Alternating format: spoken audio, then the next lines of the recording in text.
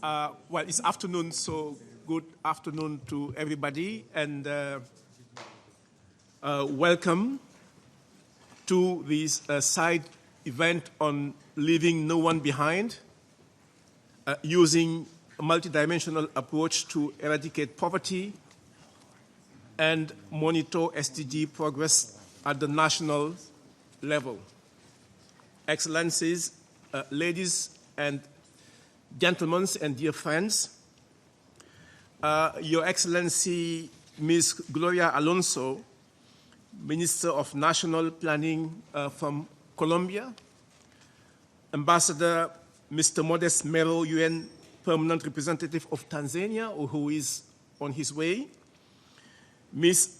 Sanyukta Samadar, Government Advisor at the National Institution of Transforming India, Mr. Riaz Fatiana, Convener of the National SDG Parliamentary Task Force and Chairman of the Standing Committee on Human Rights and Law in Pakistan, Prof. James Foster, Chair Oliver T. Carr, Jr.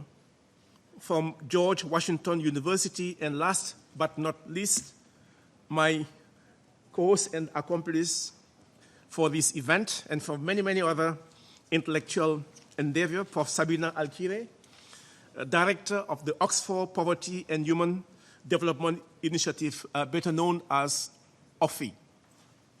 So, friends, welcome to this event co-hosted by UNDP and the Oxford Poverty and Human Development Initiative on using a multidimensional approach to eradicate poverty and monitor SDG progress at the national level.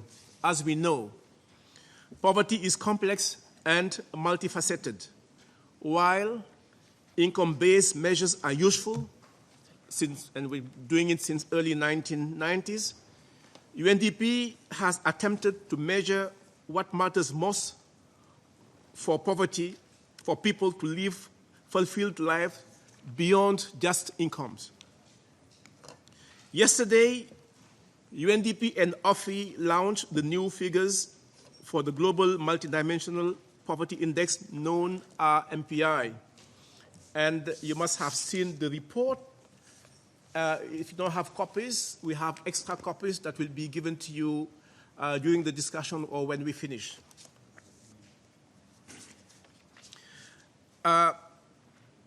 The data that you will see in the report, and we showed yesterday, show that 1.3 billion people in the world are multidimensionally poor, about 500 million more than the number of income poor. If you follow the figures, you would see that we have done a lot of progress in poverty eradication. Our baseline in 1990 was that the world was home to 36% of poverty, income-wise. And today we have traveled a long way.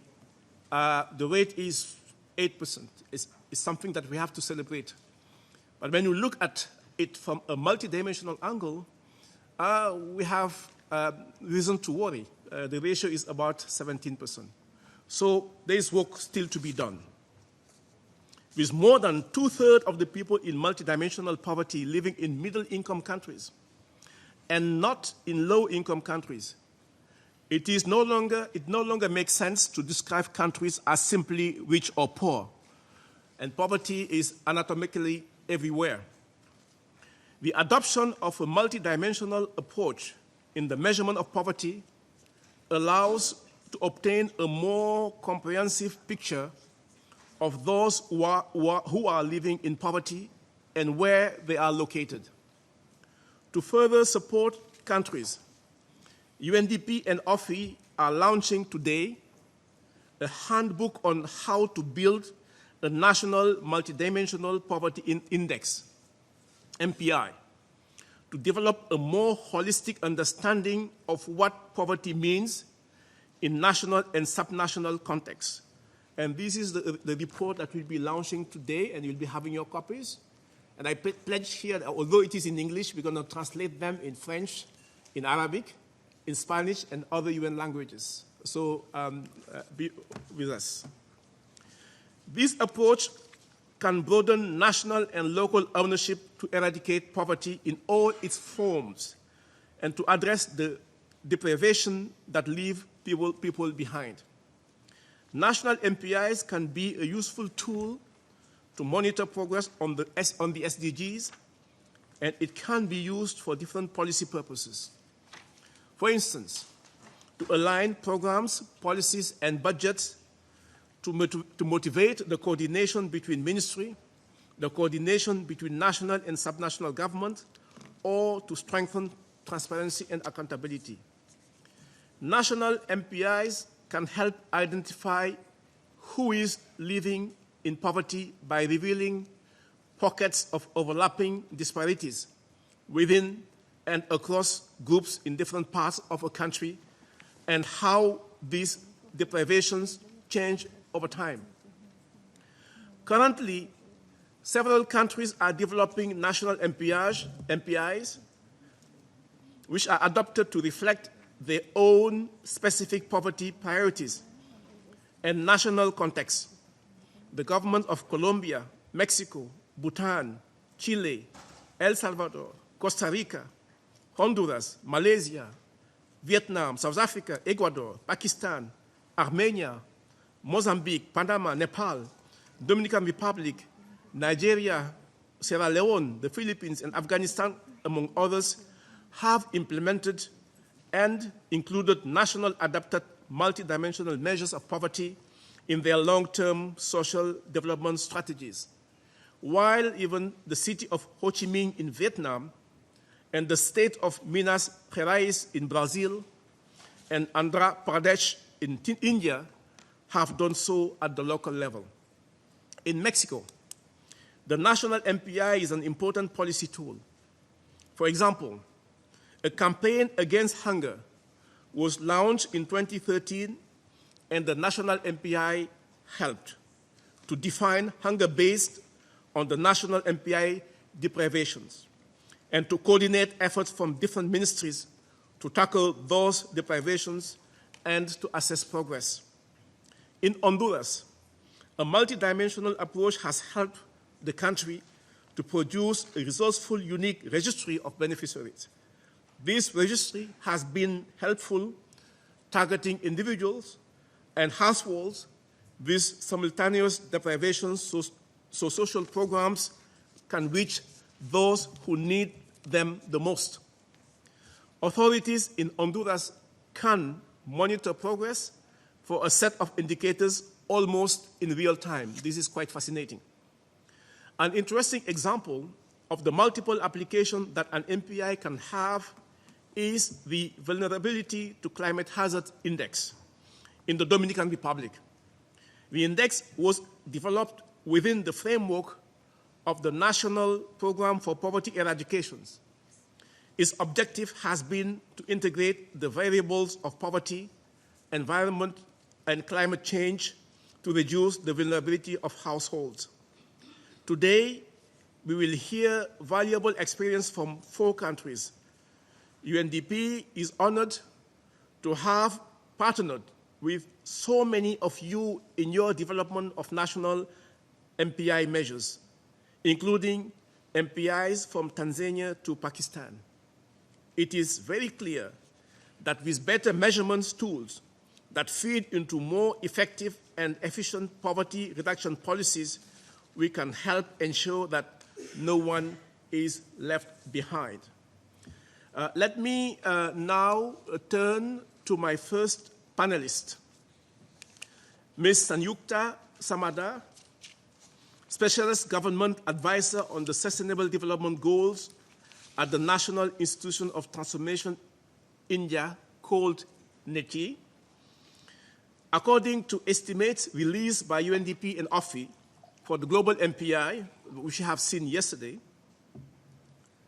India is a true success story.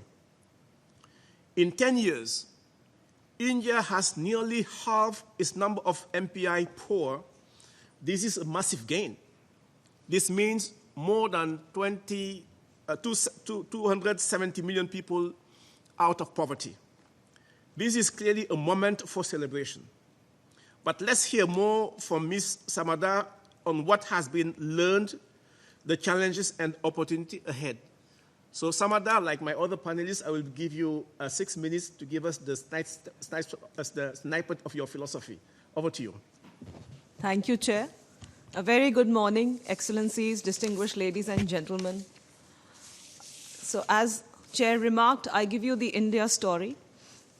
So India, as you know, houses 1/6 of world's humanity, and therefore we believe that India's success holds a key to the world achieving the Agenda 2030, at the heart of which lies ending poverty in all its dimensions everywhere. So as has been rightly pointed, the traditional concept of defining poverty had been more on the economic criteria, but the world has moved on and so have the levels of deprivation. So we believe now that defining poverty merely in its economic terms gives a very narrow and restricted view, and therefore India has adopted the strategy of defining poverty in its multiple variations of social, cultural, political, economic, and also in terms of the impact of poverty towards in view of the resilience and environmental factors. Having said so, I would first like to congratulate OPHI and UNDP for spearheading this movement towards shift and redefining the entire concept of poverty in its multiple dimensions, which has become actually a mirror for all developing countries to address their problems of poverty and to address the core principle of leaving no one behind. India has been following a very comprehensive strategy for dealing with poverty, and that has 3 primary aspects. The first is providing basic amenities, which is in terms of massive large-scale developmental programs addressing the entire country for 1.3 billion of its population in terms of providing housing, drinking water, sanitation, cooking gas, roads, and food.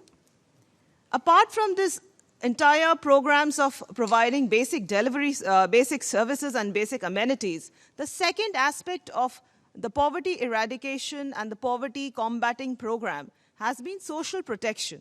So social protection programs of Government of India have been extremely upscaled, and I could give you a few examples.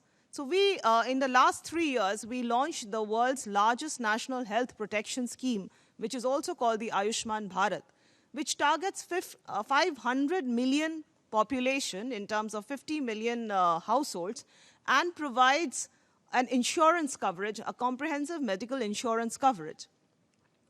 As we all know, health and problems of health, these are some of the most critical factors which are the impediments to sustain poverty escapes. So we have families which are pulled up out of the poverty line, but they fall back into poverty because of the problems of medical emergencies.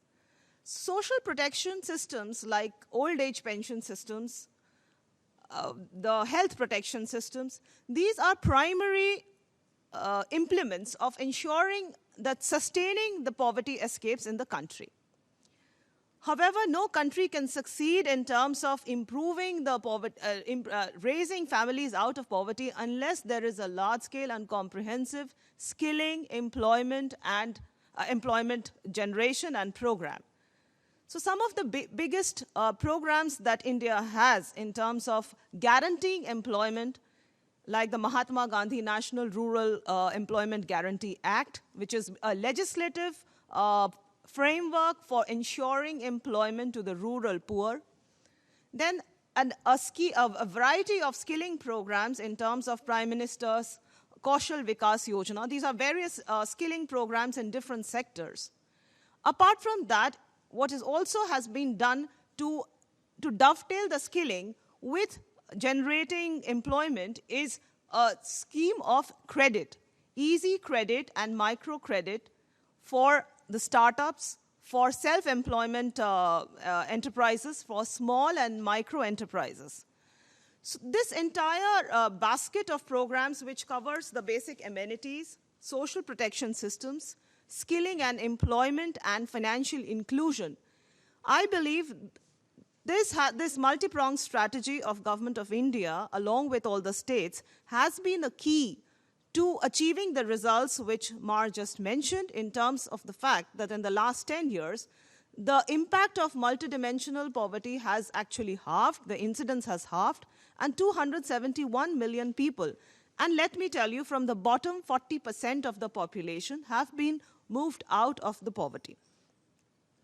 Now, just to sustain these programs and to sustain the continuous focus, we have developed a very robust monitoring and reviewing system in terms of the SDG India Index and a national SDG dashboard, by which we capture the disaggregated data up to the level of districts and villages, and disaggregated at the granular level by the different vulnerable sections of society and the sections living at the base of the pyramid. So when we have a proper statistical system, I do not say that it is absolutely foolproof, and we do need to develop a more robust systems in terms of getting more granular data, but at a higher frequency level. So this is some of the challenges in terms of having a more frequent periodic data at a granular level, disaggregated by different communities.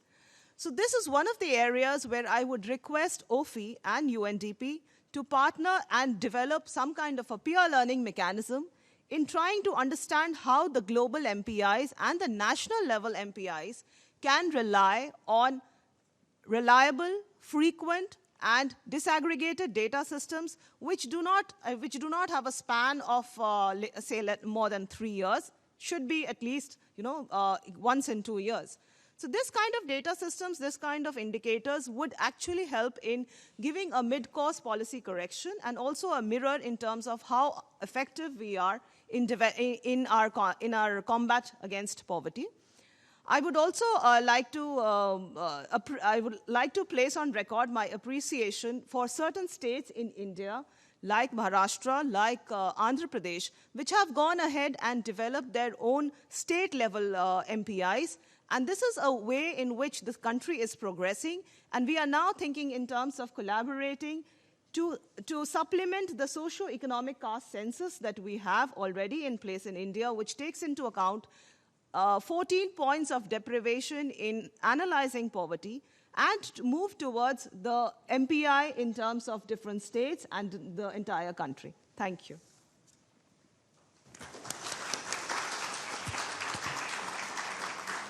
Thank you, Sanyuka. I'll go now to Mr. Riaz.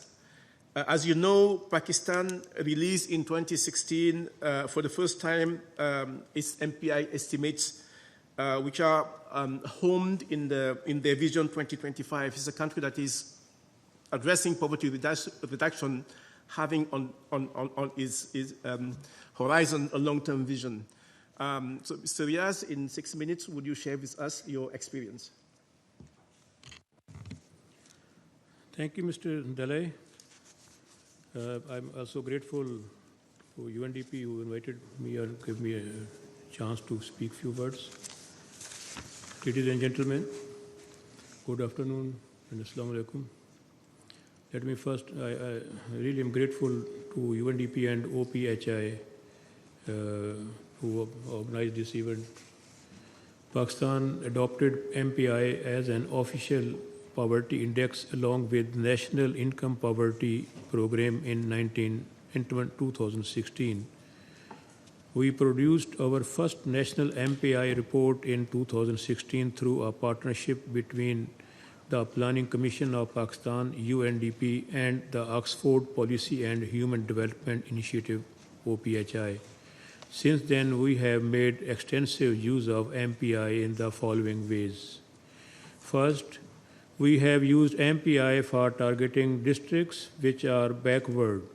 In our recent budget, especially our governments provided maximum funding to those districts who were behind the others. Secondly,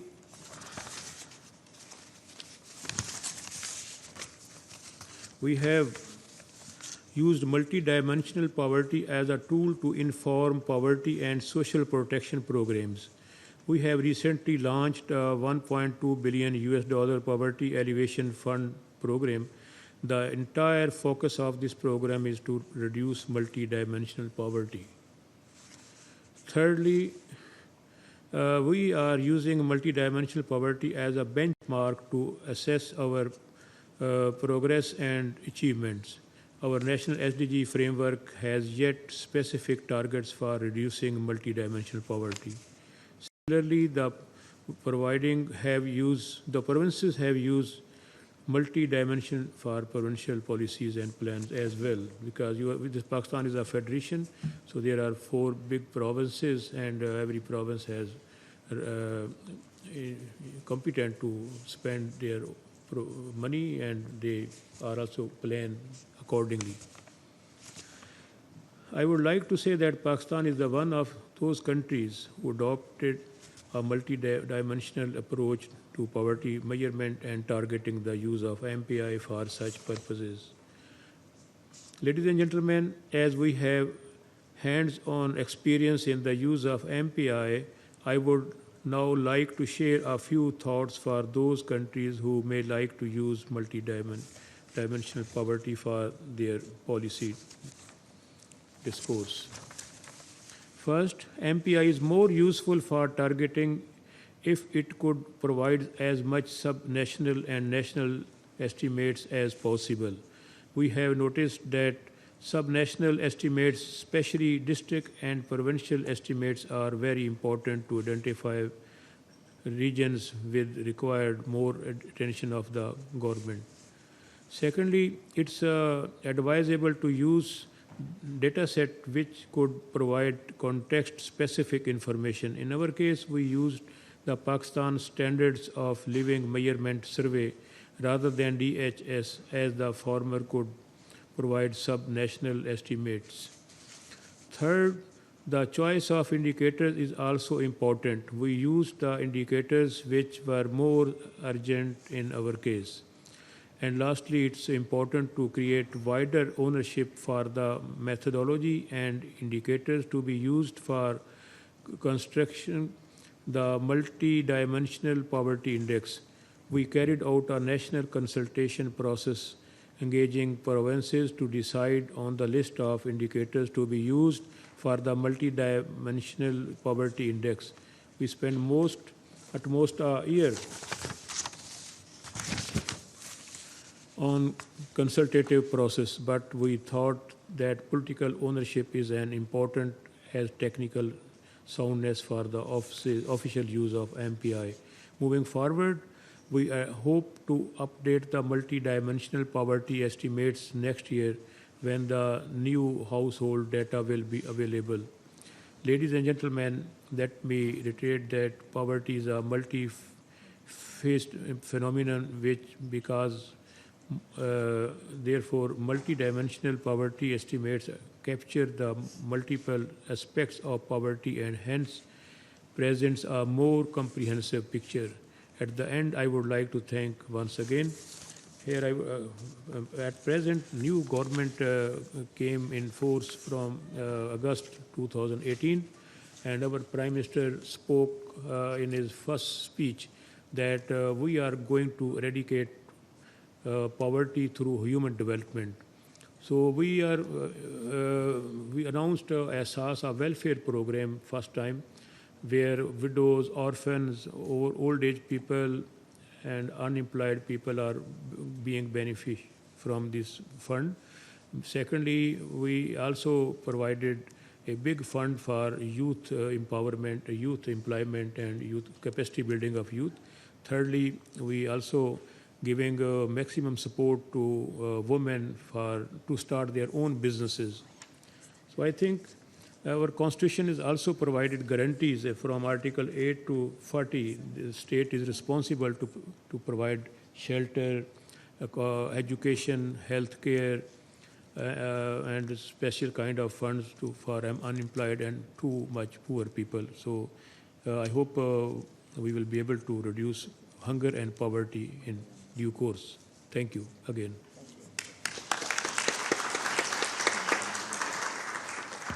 Thank you, Riaz. And these are two great perspectives from India and Pakistan. But I'm sure most of you have been following the curve of poverty reduction over time since we launched the MDGs and the Millennium Declaration. You would see that it's going steeply down, but it's kind of asymptoting around 5 to 8%. But we cannot satisfy ourselves with that kind of asymptote. We have to break the line and go below the asymptote. And Colombia is a country that have been using the principle of acceleration to go beyond that asymptote. And they have done a phenomenal job. And I would like to ask you, Ms. Alfonso, to share your story of acceleration. Over to you.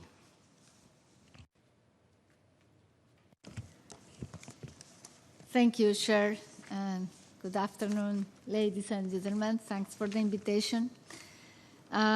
Yes, Colombia has been having a long history about the designing of multidimensional indices. Since the 90s, the country developed its own multidimensional indices, such as the Living Conditions Index. However, these measures exhibited some limitations for poverty measurements. These limitations, together with the need of a multidimensional poverty measure able to capture the actual living conditions in Colombia and the effect of public policies on the reductions of poverty, motivated the Colombian National Planning Department to design the MPI. As such, the UNDP, with support from the Oxford Poverty and Human Development Initiative, designed a MPI customized to the country context and public policy priorities, which was launched and officially adopted as a complementary poverty measure in 2011.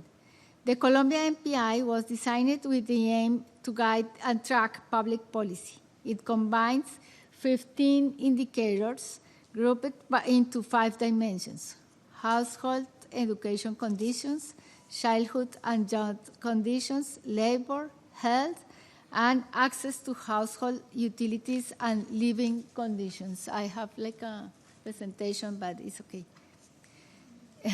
The MPI Colombia assesses broader social and health-related aspects of poverty than the global MPI. It is important to note that the national MPI did not pretend to substitute the traditional income-based poverty measures, but rather to complement the existing measures, to provide information on the deprivations that people face at the same time, and better information for a more effective poverty reduction strategy.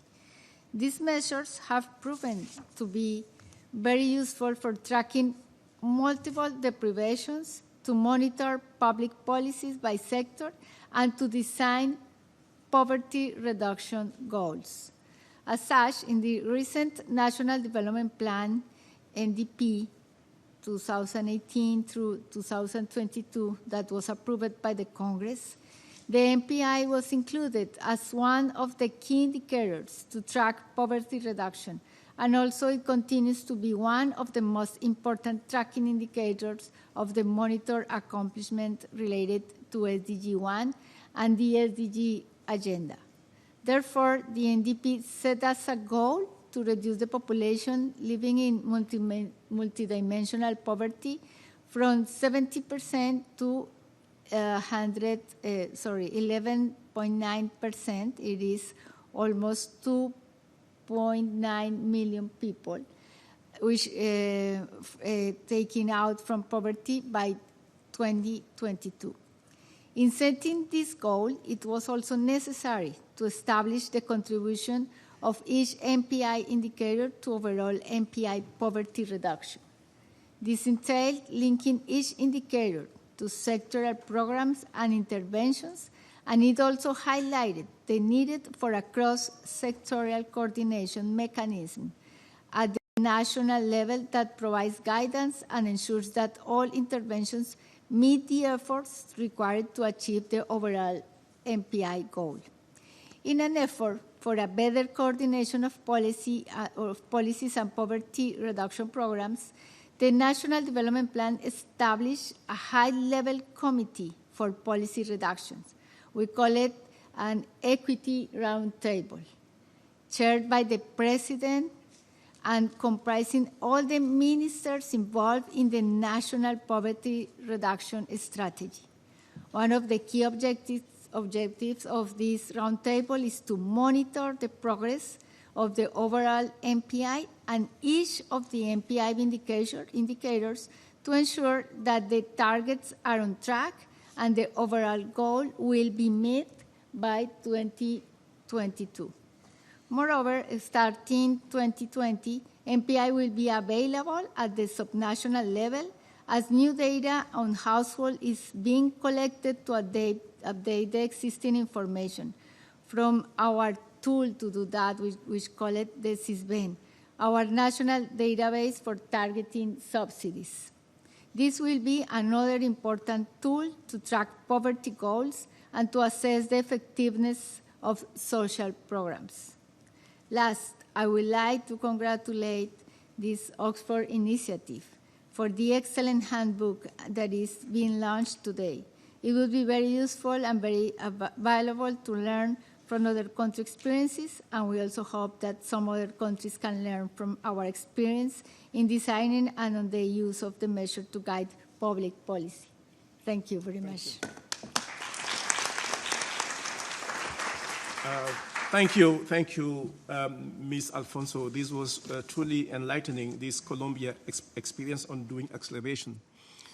Professor Foster, we have heard 3 country examples, and I know that you have been one of those pioneers in getting the poverty matrix right.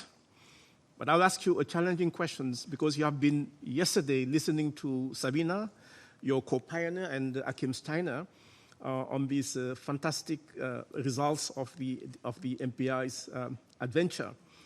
Well, take stock first. Oh, okay. And then, in taking stock, I want you to give us a sense of direction for future research. How do we improve this fantastic tool that has been a powerful weapon in getting the policy to deal with poverty better? Over to you.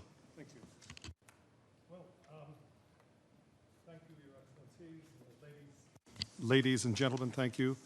I really thank the country representatives for their powerful examples of how poverty in their countries is being identified, measured, and removed.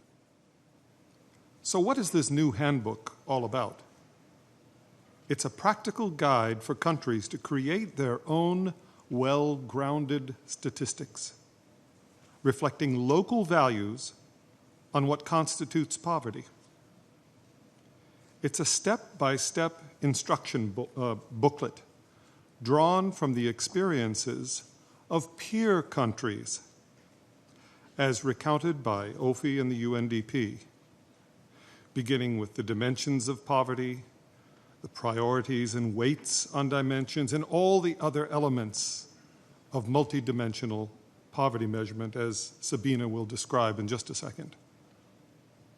It removes the substantial barriers to using this new and burgeoning measurement technique. Note that this is not your average mash-up approach to building multidimensional metrics, where dimensions are combined willy-nilly with little thought. No. Instead, it's a prime example of what I call intentional measurement, which entails careful planning to avoid pitfalls and intentionally confronting the difficult trade-offs inherent in the process. For example, there's the pitfall of uncontrolled updating, where the well-intentioned actor changes the measure frequently to include the latest improvements, but winds up with non-comparable data and doubts about its integrity. Rather, the schedule for updating should be clear and set forth from the beginning of the process and not on the fly. For example, a good rule of thumb is to update every 10 years. or consider the key trade-off between sophistication and clarity of a measure. One must be careful not to demand too much in one approach or one characteristic at the expense of the other. We believe the MPI is a good example of that balance. A clear headline statistic with desirable properties and sub-indices for policy analysis. The handbook addresses these and many other issues. It is a guide to intentional measurement. Finally, I view the handbook as a template for effective leadership. Earlier this year, a colleague at the Elliott School of International Affairs, where I teach, asked me to give a lecture in his course on leadership and strategy. The result was a lecture entitled Measurement as Leadership, which highlighted key examples, including Mexico's leadership in creating the first official multidimensional poverty measure, and noted how its use during the 2008 financial crisis contributed to good governance and communication. Yes, poverty rose at this time, but it was clear that the origin was financial and external. The good policies in other dimensions continued making progress all the while. Or the example of Colombia, who designed the entire development plan around its multidimensional poverty measure and encouraged collaboration and accountability across ministries to achieve a common goal. My students were enthralled by these examples. So this handbook is a guide to effective leadership, where you, the member countries and organizations, are on center stage.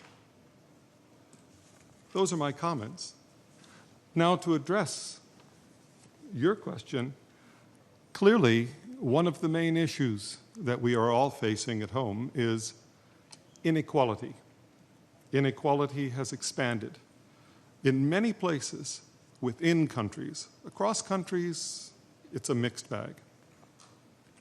So how can we incorporate some of the ideas of inequality that go beyond the great presentation yesterday by Sabina, whereby inequality can be seen by focusing in on dimensions or on groups of people, so that you can see the differentials across those.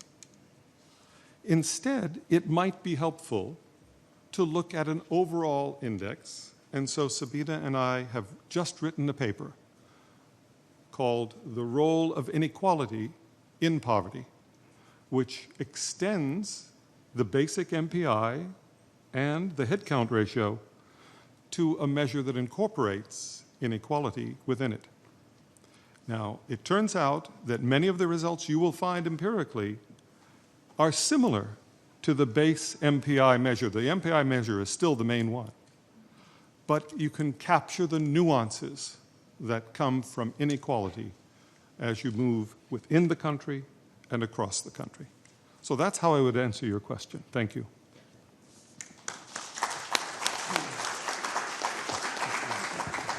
Thank you, Professor.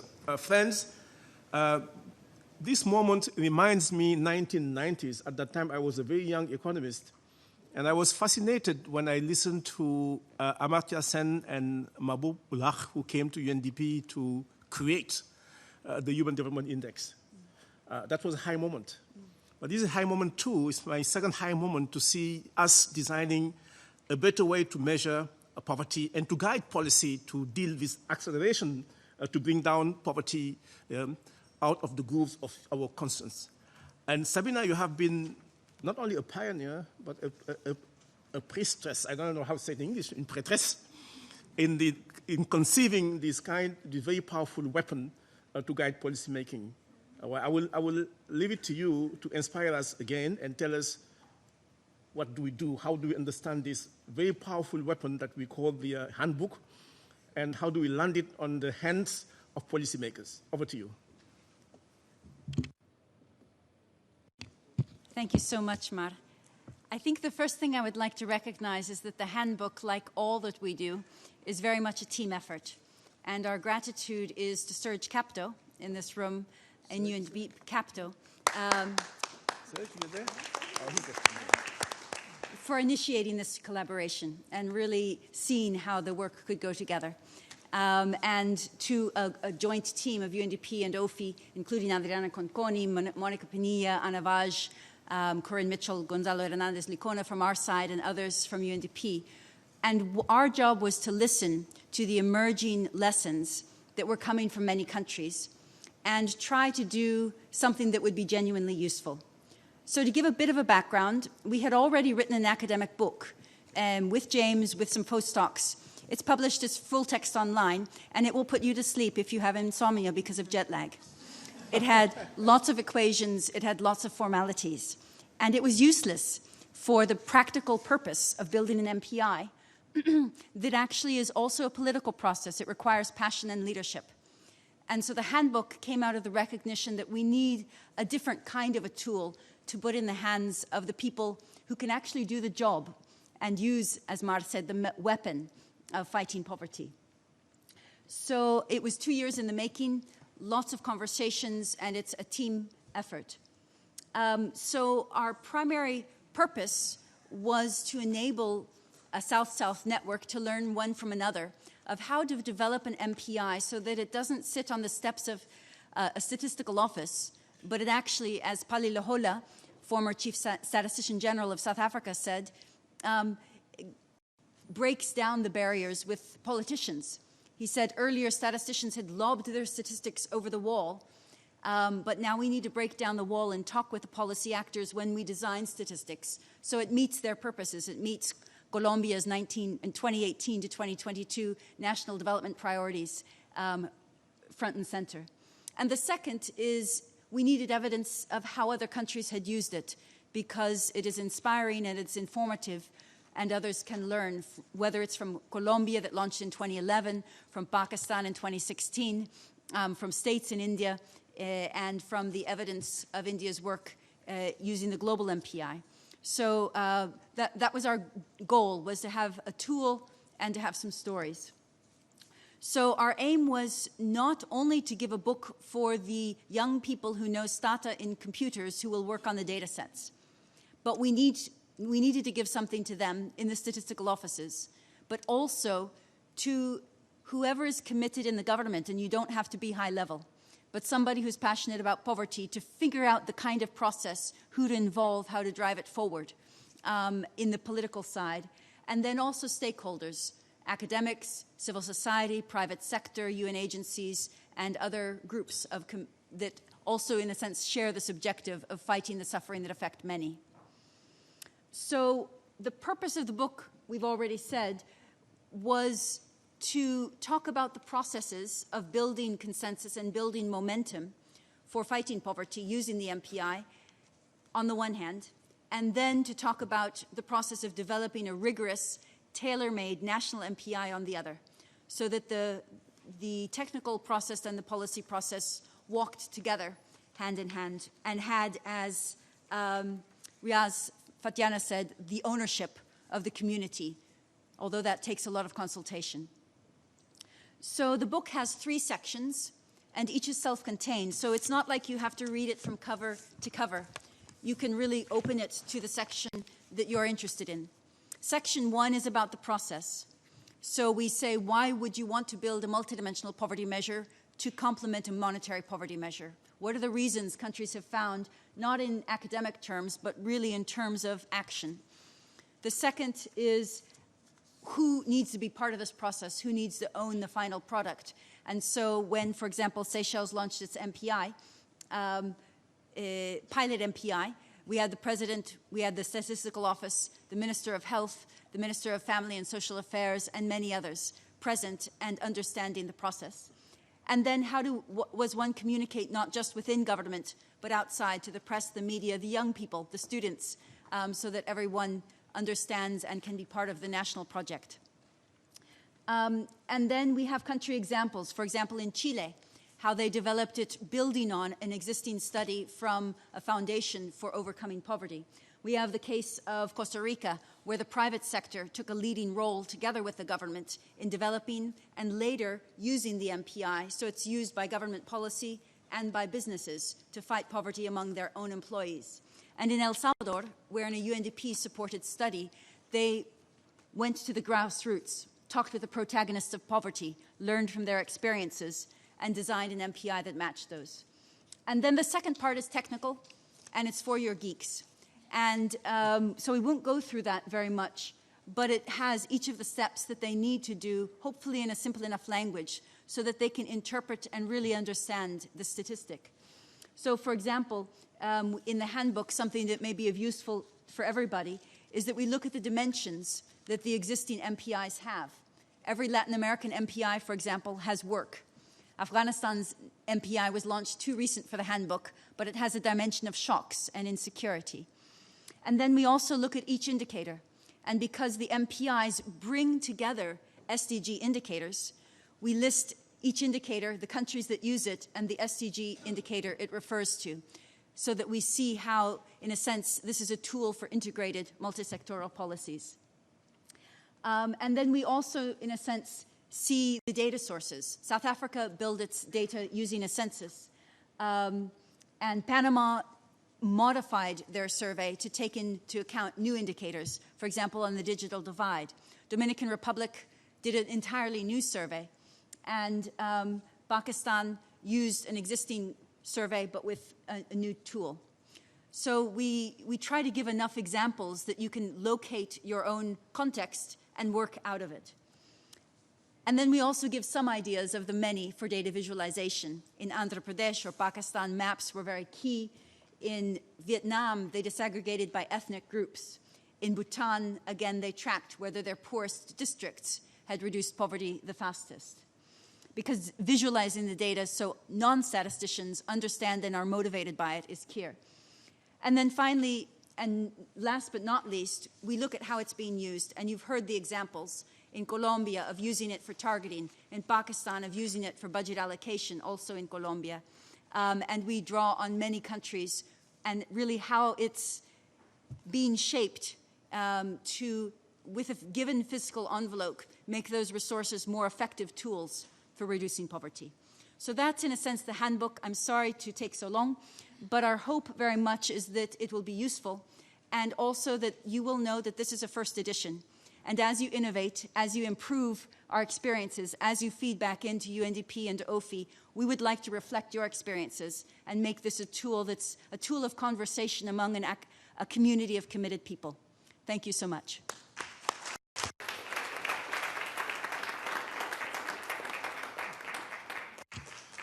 Thank you, Sabina. Again, that was extremely fascinating. I just would like to reaffirm my pledge that we will be translating this fantastic weapon into all languages of the United Nations.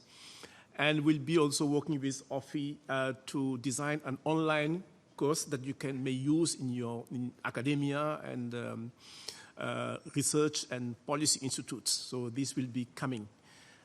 We have some 20 minutes left to exchange from the floor before I come back to the panel. So as we are constructing the way we're going to use this weapon in dealing with poverty, so I will give the floor to you. If you have any kind of guidance, inspirations, comment, remarks, critiques in an intellectual way over there.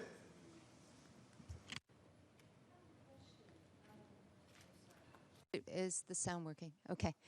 The question is about how you measure or include in the indexes, and maybe one of the countries that customized it did this, how you include shared factors of poverty. The example that comes to mind is roads. So it's not something that might be noticed in an individual survey of one particular household, but if a person has no access to roads and is in a remote area, that would increase their dimensions of poverty. Let me keep taking a few. I see this co-construction, not only you asking questions to the panel, but maybe sharing your own perspective that we can absorb in going to the handbook 2.0. So feel free to let your creativity fly and guide us forward. Yes? Thank you. I would like, first of all, to ask a question about comparability. It seems like this is a very good handbook, very good tool for building an index, an indicator set for what is relevant for you. And that's very important.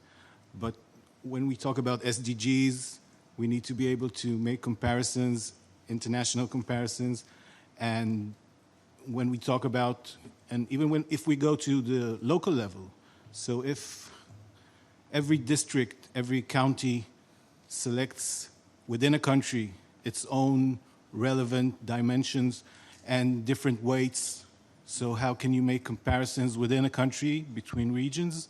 How do you address this issue? And also, we have in several countries frameworks existing of well-being indicators. And these are, by definition, also multidimensional. So is there a bit of a different focus when you talk about the MPI and well-being indicators? And maybe frameworks of well-being indicators can be used as a basis for selecting dimensions for MPI? Thank you. Pakistan? Yeah. Yes, sir? Bangladesh.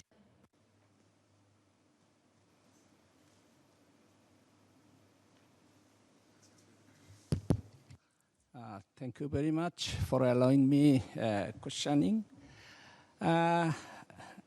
It's very fantastic in terms of measuring all dimensions of poverty with this MPI.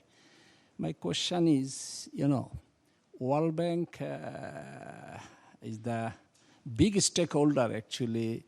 World Bank gave us the threshold figure of income to follow and measure poverty. So certainly UNDP deserves thanks for supporting estimation of this MPI. World Bank, how sees it, or whether World Bank can be attached to this kind of thing? Because throughout the world actually follow the World Bank threshold figure for measuring poverty. How to tackle World Bank or to attach World Bank to this kind of efforts, if you don't mind. It's just to know, actually. Thank you. I'll come back to Morocco. I want to make this interactive because we have a lot of technicalities raised around the index. Maybe I'll come back to you, Sabina and Prof, if you could feedback, and then I will go back to the panel. Sabina? Good questions. Yes, very much. On roads and shared infrastructure, there are two ways. Bhutan's national MPI includes access to roads, because that has been a big government priority, is bringing out farm roads and access roads. And so that data is taken from the household survey. It is also possible, when the data are available through administrative or satellite georeferenced data, to merge different data sets, if they are accurate, but to merge a household as part of a community and to look at the access to a certain structure. But so far, all of the official national MPIs have drawn only on household surveys and the data in them. It's not for a technical reason, but because we could do it otherwise. But that's what's happened so far. I'll let James talk about comparability. In terms of well-being, Bhutan's Gross National Happiness Index and Bhutan's national MPI both use the same methodology, accounting-based methodology. Bhutan's MPI has 3 dimensions: health, education, and living standard. Its well-being index adds 6 more domains: governance, environment and time use, community, culture, and psychological well-being. It also has higher deprivation thresholds in health and education and income and living standards.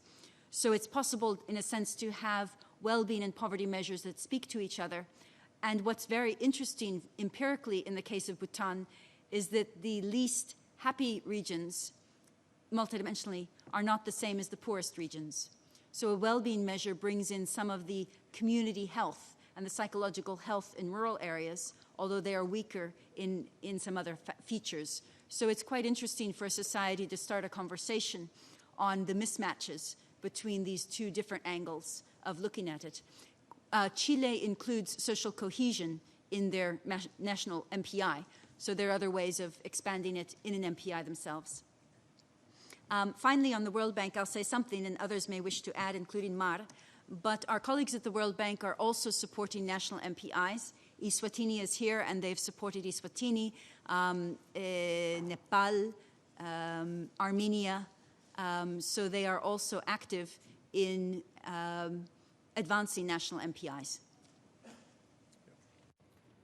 I'll come back to the bank questions a little bit later. Prof, could you come on comparability? Sure, just to point out the obvious, which is that when you develop a measure, it has a specific purpose. And every purpose would naturally be subject to a different form of measurement. So if you have a country, you have a country measure, clearly. The global MPI is helpful for looking across countries. A regional MPI would be very useful for comparing neighbors. Even within countries, one could imagine villages having their own, and this is in fact being done. So I think that that's less of a detraction and more control and an attraction of the approach. To be sure, you'll still have to figure out what your purpose is, and that's always been the problem from the beginning. What is the purpose of measurement? Thank you very much. To come back on the very good question of the World Bank, remember in one of my preamble I said that I loved the moment of the SGI when it was created by Amartya Sen and Mahbub Ak. At the time, we have the supremacy of the economics and the GDP. And even the IMF at the time, when they come to a country doing Article 4 consultations, they use what they call at the time the PFP, the Policy Framework Papers, but basically macroeconomics. But after we launched the SDGs, they changed the approach and we came with the notion of the PRSP, Poverty Reduction Strategy Paper, which they shifted from macroeconomic-centric engagement with government to poverty one. That was the first moment. And in the second moment, we are seeing it. I would like to report here that in our engagement with the bank and the IMF, they are telling us that we are so embracing the SDG framework that we want now to talk about the SDG consensus, no more of the Bretton Woods consensus. And I would like to recognize that. And UNDP, the World Bank, and UNICEF are custodian on following up on some of the poverty reduction indicators. And that's a strong coalition. We haven't given enough credit to UNICEF. In fact, when we say that UNDP created the Human Development Index, it started with Richard Joly, who wrote that famous book on structural adjustment with human face. So we are again creating that chemistry between UNDP and UNICEF, and now the bank, and even the IMF engaging into it. To answer your question, there is a kind of coalition of the willing following this new moment that poverty is not purely economicist, it is multidimensional. So I would like to salute that. Let me go back to the panel and then, to the floor and come back to the panel. Morocco? I have just, first I thank Al-Khair for this effort, this opportunity for humanity in general. And my question is how to balance between the needs to compare between countries, so to have standard measurements, and another dimension to take in consideration specificity of national and subnational reality. It means that if we have just standard dimension, we must respect over time, or there is some margin to use when we want to compare, for example, the subnational levels. In Morocco, for example, we want to elaborate index for each region or locality, etc. We have to respect the same standards in order to compare, or to change in order to take in consideration the reality of local level. How balancing this challenge? Thank you. Morocco, we'll come back to it, although also we have some national experience on the table that can complement what Sabina will say. But let me keep going to the floor. If not, since we have, yes? Yeah, thank you. Christoph Lang from Swiss Foreign Affairs. I have to say I'm not a specialist on multidimensional poverty, but I have been dealing with SDGs for a while now, and I wonder how your effort,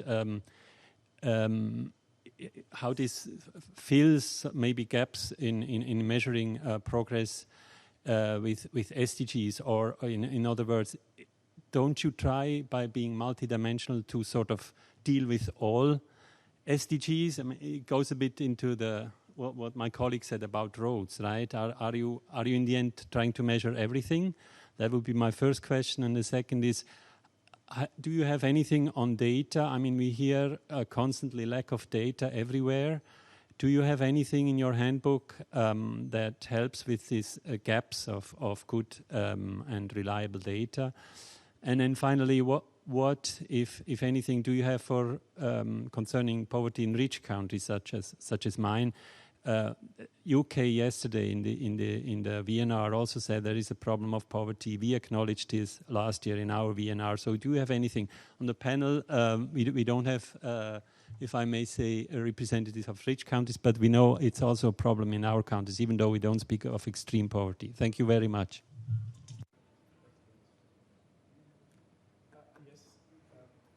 Take two more and then come to the panel as time is running against us. Yes, here. I am from UNDP Pakistan, and we have used the multidimensional poverty, so a couple of reflection on our experience. One, I think it would be very useful to have kind of handbook for policy makers and for politicians to kind of explain to them that what, multidimensional poverty is. I remember when we produced the report for the first time, we were struggling with that because the income poverty is much easier to explain to, but this deprivation and also, perhaps that is one thing perhaps we should also consider. Second, and which is technical, and I know that's difficult, but if perhaps we can make an effort to kind of also come up with a threshold. I mean, I know this is a relative poverty as compared to an absolute poverty measure.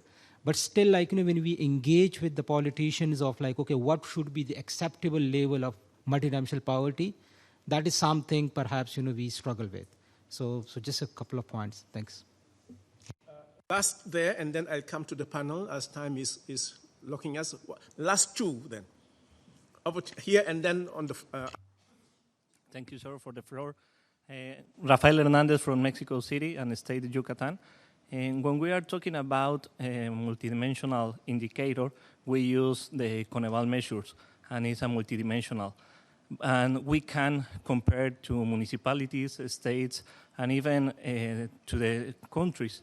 This MPA, we can use it for compare a local or subnational government. That's my question. Thank you. Yes, up there. Does this work? Yes. Yes, okay. I serve on the UNICEF USA National Council, and I had a question regarding the online course that you guys said would be developed. Which stakeholders would be involved in developing the project? And you mentioned that it would be available to the public, but what specific contents would be developed during the course? Would it be policy-driven, and what kind of data would be going into the project, if any? Thank you. Let me come now to the panel and then have 1 to 2 minutes, just snippets of reaction. Let me start with Sanyuka. Thank you. There were a whole set of very relevant questions. I would like to address some of them. So there was one question, about how do we adapt this kind of a multidimensional poverty index or an SDG index from the national level to the subnational level and then going beyond to the local level. Well, I can talk from the experience of India. We have created not the Multidimensional Poverty Index, but we have created the SDG India Index, which is based on a set of indicators which cuts across all the 16 goals. And these indicators are created through a sense of, through a process of consensus building, not only with the subnational governments, but with also representatives from civil society, from community-based organizations, from organizations working in the different spheres of the SDGs. And on the basis of these consultations and consensus, we have tried to come up with a whole set of indicators which are commonly acceptable, which have comparable data at the level of at the granular level, at the level of the disaggregated communities. And so that's how I can say that we have been able to adapt the whole set of, the global indicators of the SDGs and bring it down to the level of the districts and the grassroots. That's one issue. The second issue is in terms of what the gentleman from there raised, in terms of why don't we move from a specific poverty index to an SDG index. Well, eradication of poverty in all its dimensions lies at the heart of the SDGs, no doubt about it. And the Multidimensional Poverty Index has been built on a set of indicators which cover largely health, education, and living standards. But I would definitely say that the SDGs would be a lot more over-encompassing, including, indicators of roads and industry and credit and financial inclusion. So, well, countries are developing. So we have developed the SDG India Index, and that takes care of that entire wide range of sectors and all the SDGs.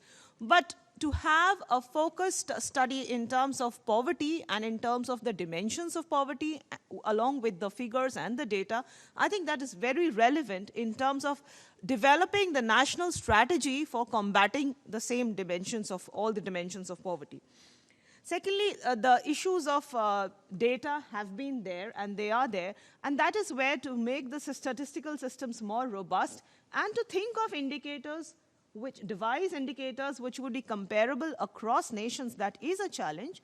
And I think that is where UNDP and OPHI can play a greater role in terms of, because of the experience that you've had in different countries in terms of trying to find out a set of indicators which have better statistical systems and better data collection mechanisms.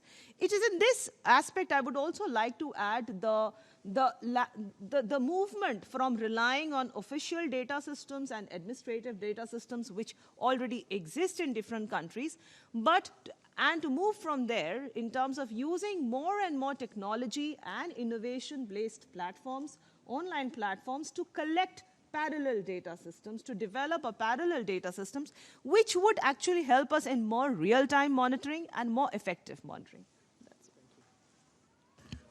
Thank you, Tanyuka. Gloria?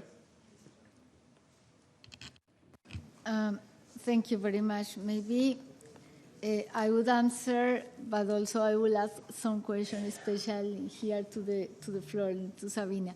Because, of course, at this point of, in the case of Colombia, that we have been really successful in terms of how well have been doing reducing poverty. The challenge is bigger every day, because at the subnational level, we still have to build capacities to not just to reduce poverty, but also to get all of them involved, of the population involved in the SDGs, and how to get this reduction of the level of poverty in a good way. I mean, as a policymaker, you do not only take into account the statistics, but also the results. And I'm thinking about our challenge in terms of extreme poverty. Each time is more difficult because it's less people to attend, but these people is really far away from the cities. So it's not just a problem to the figures or to the methodology, but also it's a problem in terms of how to achieve to continue reducing, as you mentioned, to accelerate more the reduction of level. So this is one of the moments where we are in Colombia. That's the reason why we create what we call this round table about equality, because it is in that sense. It's not just to take into account the methodology, but also to use innovation, to use a digital transformation in the country to get the people, because you know, Colombia is at the tropical, we are in the Amazon area, so people is living there, and how to build the roads to connect the regions, to provide facilities in order to be successful to really reduce poverty. So it is an important challenge. And this is the situation today. So it also could be a good question to Sabina about that. Thank you. Thank you. Gloria Arias. Thank you. I think this is the time to eradicate poverty. We should develop human being. Secondly, without strong political will and wise leadership, you can't go forward. Thirdly, there is need capacity building of bureaucracy, and we should ask them that you should produce results. Politicians will decide and provide policy, and implementation will be from bureaucracy. And of course, we should also involve UN organizations and as well as civil society and academia especially to provide technical support and guideline. Thank you. Thank you. Prof. and Sabina, if you could give us your last words so that before I conclude. Professor Foster, yeah.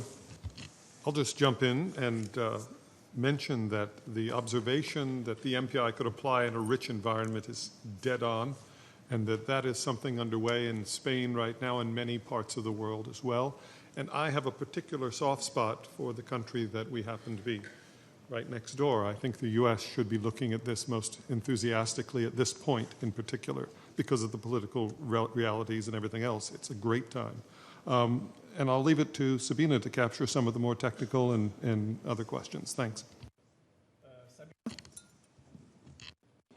Thank you so much. Just very briefly, in terms of trying to measure everything, it's been interesting for us to be alongside governments and find that actually the other need is to really understand a measure. And if there are too many indicators, it's hard to communicate to journalists. It's hard to sustain attention, and people can't remember what the indicators are. So Mexico has 7 indicators, and Adriana, if I'm not incorrect, Panama with 17 is the most. And all the governments have between 7 and 17 indicators. So they have selected, and how they selected varies in different places, but that's what's coming out is the need also to have a focus, because the SDGs almost have too many indicators. In terms of data, the handbook does mention some data sources, some suggested questionnaires that are relevant in some contexts.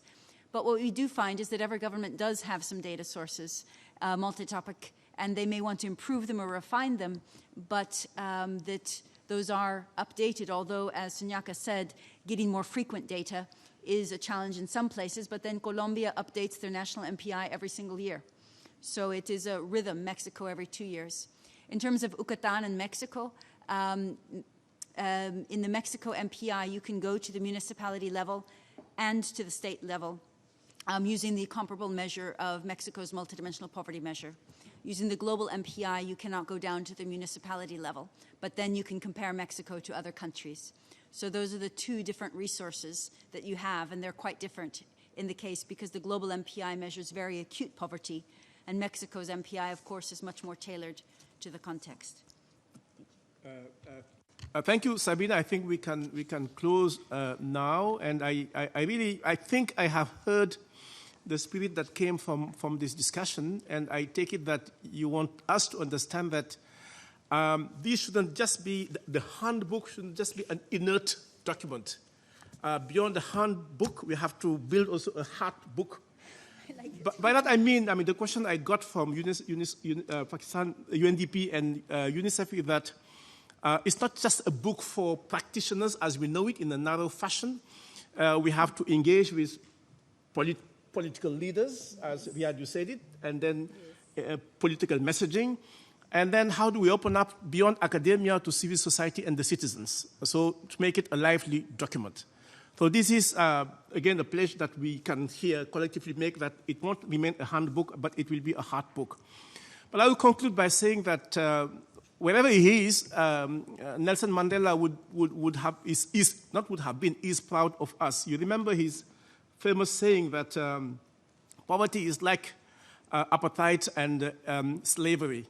Is human-made, is an assault on our dignity, on our human dignity and our moral conscience. And we shouldn't satisfy ourselves by just reducing poverty. This has to go from our life, from our civilization.